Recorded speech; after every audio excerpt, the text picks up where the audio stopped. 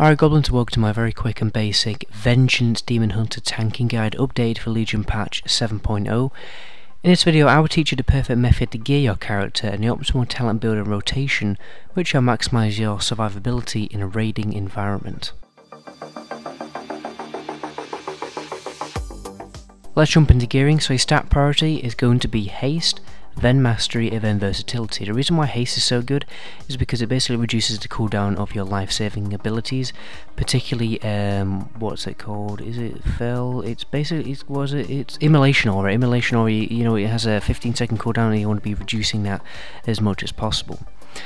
So anyways, go through enchants. For the special neck enchant, go for Mark of the Heavy Hide, then get agility on the back. Then on the rings, go for haste, and for gemming, go for full haste. For talents, here is a picture of a best build in most situations, but remember to learn boss mechanics quite intently so you can adjust your talents to counter certain unique boss abilities. Also, you may want to increase your AoE damage, and depending on whether you're main tanking or off tanking, you may want to increase your single tanker DPS as well, because Vengeance Demon Hunter can do a hefty amount of damage when they want to, so definitely take advantage of that. So Vengeance works very similar to a warrior or a guardian druid due to their resource called Pain, which is like fairly similar to how Rage and Runic Power works, I guess.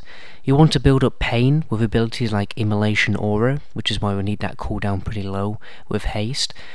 Then you want to dump your Pain with Soul Cleave, which is basically your main ability, which is gonna like keep you alive most of the time.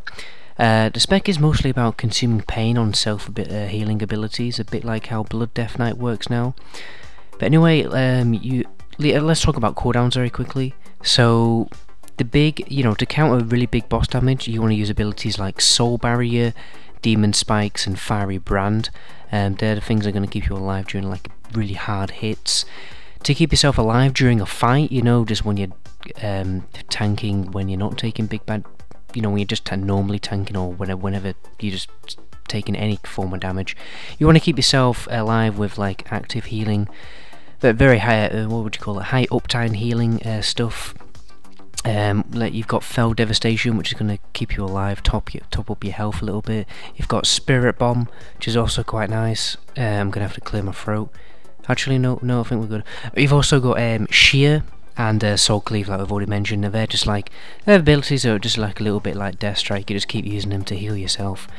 You can also use Nether Bond to counter big damage, but just be careful who you put it on and coordinate it, quite well, because you don't want to end up killing your teammate. You want to put it on somebody who can, survive a bit of shared damage, which could be the tank, but then again, the tank could be taking a lot of damage from like a debuff that he's just like, got off him, because he's just like not tanked anymore. So you want to maybe put it on somebody, I don't know, like maybe like for instance a mage, put it on a mage while then tell the mage to ice block. That could be very useful to mitigate like big damage as well, so definitely take advantage of that ability because it is quite interesting, and it's going to provide a very unique and fun playstyle, I think, to raiding.